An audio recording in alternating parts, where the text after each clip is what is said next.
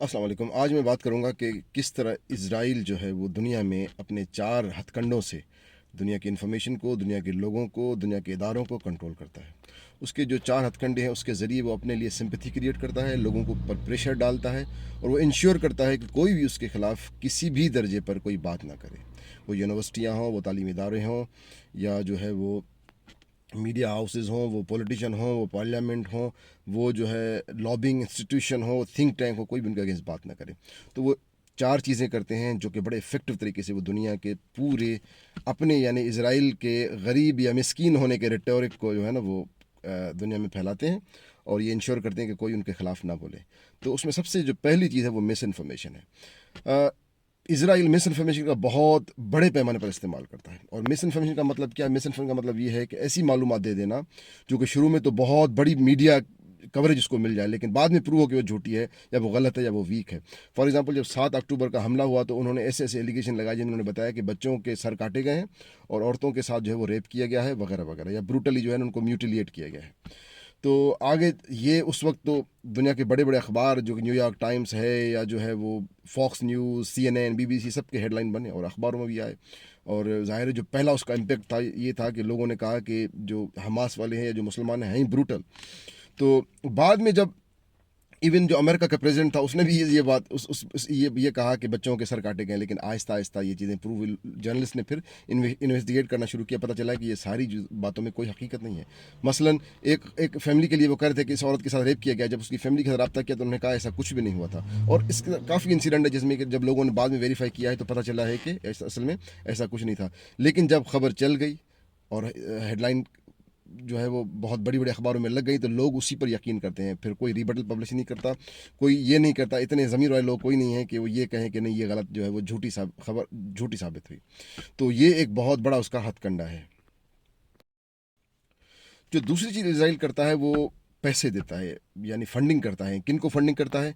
सबसे बड़ा जो उनका मेन टारगेट होते हैं वो पॉलिटिशियन होते हैं, यानी जो लोग पार्लियामेंट में हैं, जो लोग डिसीजन मेकिंग बॉडीज अथॉरिटीज़ में हैं, पॉलिटिशियन को पैसा खिलाता है। उसके अलावा जितने भी बहुत बड़े बड़े मीडिया हाउसेस हैं या मीडिया मालकान हैं उन उन पर फंडिंग करता है। और उसके अलावा जो है वो अ, उसकी जितनी भी कॉरपोरेशन है वो भी उस पैसे का बहुत ज़्यादा इस्तेमाल करती हैं ताकि जो रेटरिक है उनके खिलाफ कोई बिल्ड ना होने पाए। तो फंडिंग एक बहुत बड़ा हथकंडा है। मिसाल के तौर पर जितनी भी बड़ी बड़ी इलेक्शन कैंपेन होती है, देखें ज़ाहिर है ये चीज़ें वो ताकतवर मुल्कों में खर्च करते हैं, गरीब मुल्कों में खर्च नहीं करते पॉलिटिशियन पे एज सच, ठीक है। मसलन अमेरिका, UK में जो पॉलिटिकल कैंपेन होती हैं उनमें मिलियंस ऑफ डॉलर खर्च आते हैं। तो जो पोटेंशियल कैंडिडेट होते हैं या इन्फ्लुएंशियल सेनेटर्स होते हैं वो उनको फंडिंग करते हैं। उनकी जो बहुत बड़ी लॉबिंग इदारा है अमेरिका का, वो असल में जो है ना आईपेक के नाम से जाना जाता है, वो असल में फंडिंग करता है। उसका बजट जो है मिलियंस ऑफ डॉलर में है। तो पॉलिटिशियन को खिलाना और उनको फंडिंग करना, और उसके अलावा मीडिया वालों को या जो मशहूर लॉयर्स हैं, ऐसे जो प्रोफेशनल लोग हैं, ताकि जो है वो कोई उनके खिलाफ बात ना कर पाए, कोई डिसीजन हो तो वो वहीं पर उनके खिलाफ रिजेक्ट हो जाए। तो दूसरा जो हथकंडा है इसराइल का वो है फंडिंग देना बड़े इन्फ्लुएंशियल लोगों को या पॉलिटिशियन को। तीसरा जो हथकंडा इसराइल यूज़ करता है वो है मीडिया हाउसेस को। जितने भी बड़े बड़े मीडिया हाउसेस जिसमें कि फार राइट विंग के हो गए, फॉक्स न्यूज़ हो गया, या उसके अलावा जो है वो न्यूयॉर्क टाइम्स हो गया, या आपके BBC, CNN, इनको इसने ऐसे दबोच के रखा हुआ है लिटरली कि कोई भी इनके खिलाफ कोई लफ्ज़ नहीं अटर कर पाता, बोल नहीं पाता। उनके ही एजेंडा को जो है परसू किया जाता है। मिसाल के तौर पर जिस तारीख को इंटरनेशनल कोर्ट ऑफ जस्टिस का फैसला आया कि इसराइल जो है वो जो है वो काफ़ी हद तक ये शवाहिद मिले हैं या काबिल यकीन कि इसराइल जो है वो जेनोसाइड में मुलविस है। और उसी दिन उन्होंने क्या किया कि एक इंटेलिजेंस रिपोर्ट शाया की इसराइल ने, और जिसमें बताया कि जो UNRWA है, यानी कि यूनाइटेड नेशन की जो एजेंसी है, जो कि रिलीफ एंड वर्क एजेंसी है, जो कि मेनली पैलेस्टीनियन लोगों को रिलीफ देने के लिए बनाई गई, जो भी मिडल ईस्ट में पैलेस्टीनियन है रेफ्यूजीज उनको सपोर्ट करने के लिए, उन्होंने रिलीज़ किया कि 12 लोग उसके इन्वॉल्व हैं हमास के साथ, और उन्होंने जो है वो 7 अक्टूबर के हमले में उनकी हेल्प की। उस खबर को ज़ीनत बनाया और सारे लोगों ने, शायद इवन ये भी हुआ कि जो बड़े बड़े न्यूज़ इदारे हैं जिस तरह न्यूयॉर्क टाइम है, उन्होंने ये नहीं बताया कि किस तरह हेल्प की या क्या प्रूवन नहीं, एज इट इज़ जो इंटेलिजेंस रिपोर्ट थी वो एज इट इज़ शाया की। और ये बड़ी मशहूर बात है कि जितनी भी इंटेलिजेंस रिपोर्ट शाया करता है इसराइल और आगे आगे चल के ये फेक प्रूव होती हैं, पता चलता है कि ये असल में झूठी थी। तो ये जो मीडिया को जिस तरह कंट्रोल कर रहा है, फॉर एग्जांपल हम ऑस्ट्रेलिया में रहते हैं तो जब लोग प्रोटेस्ट करते हैं एंटी इसराइल पैलेस्टीन के हक में, यकीन जानिए हंड्रेड्स के तादाद में लोग होते हैं, लेकिन मीडिया का एक बंदे को ज़रूरत नहीं होती कि वहाँ पर आए। और कोई भी जो खबर या प्रोग्राम जो है वो ऑन एयर करते हैं, लोगों को बुलाते रहते हैं, मुझे भी बुलाते हैं, कुछ और लोगों को भी बुलाते हैं, लेकिन किसी बंदे को भी इजराइल के ख़िलाफ़ बात करने या उस मैटर पर बोलने ही नहीं देते। तो इतना ज़्यादा मीडिया को ऐसे दबोच कर और कंट्रोल किया हुआ है इजरायली प्रोपेगेंडा इदारों ने। तो मीडिया का कंट्रोल करने की वजह से जितना भी रेटरिक है वो उनके हक में है और कोई उनके खिलाफ बोल नहीं पाता। एज ए रिजल्ट जो लोगों में मेजॉरिटी उनके जो है वो हक में सिंपैथी पाई जाती है और हमास और फ़लस्तीन को समझ जाते हैं कि दे आर लाइक इनह्यूमन या जो है ब्रूटल लोग हैं। तो ये तीसरा हथकंडा है। जो चौथा टूल है इसराइल यूज़ करता है वो है लॉबिंग। लॉबिंग उसका एक बहुत पावरफुल टूल है, उसके मुख्तलिफ इदारे बने हुए हैं। यहाँ पर एक ज्यूस ऑर्गेनाइजेशन ऑस्ट्रेलिया में है जो कि बड़ी पावरफुल है।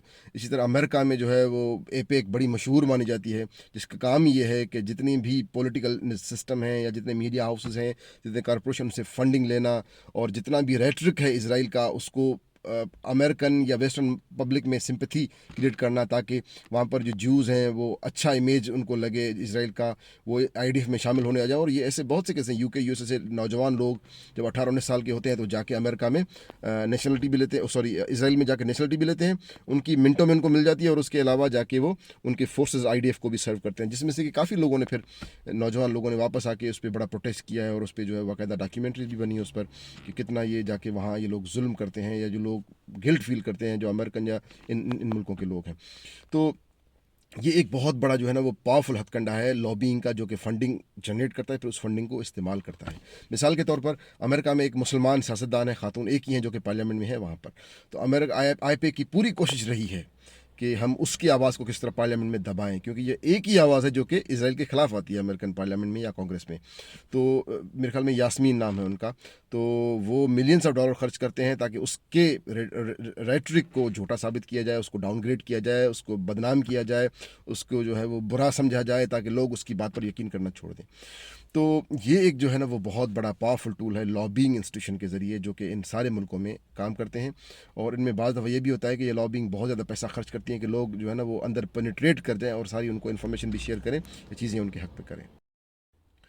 पाँचवा जो है वो जो उनका तरीका हथकंडा है वो है नौजवान लोगों को कंट्रोल करना।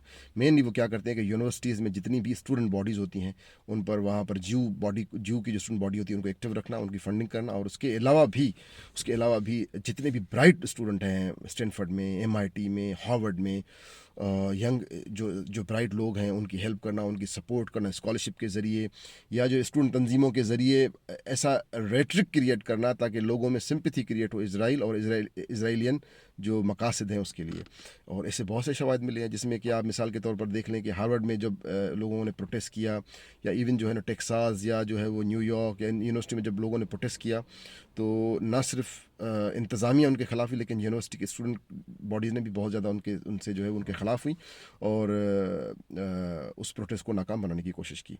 और उसके साथ साथ एक और जो है जो जितनी भी कॉरपोरेशन है इनकी जो कंट्रोल करती है वो क्या करते हैं कि जितना भी पैसा कमाया जाता है वो न सिर्फ इसराइल को सपोर्ट करती हैं, उसकी लॉबिंग इंस्टीट्यूशन को फंडिंग भी करती हैं। और उस फंडिंग से यूनिवर्सिटीज़ को स्कॉलरशिप दी जाती हैं सीएसआर के थ्रू, और ऐसे प्रोजेक्ट किए जाते हैं ताकि यूनिवर्सिटीज़ की मुंह बंद हो, क्योंकि ज़ाहिर है यूनिवर्सिटी डोनेशन से चलती हैं बड़े बड़े मुल्कों में, बिलियन ऑफ डॉलर का इनका बजट है।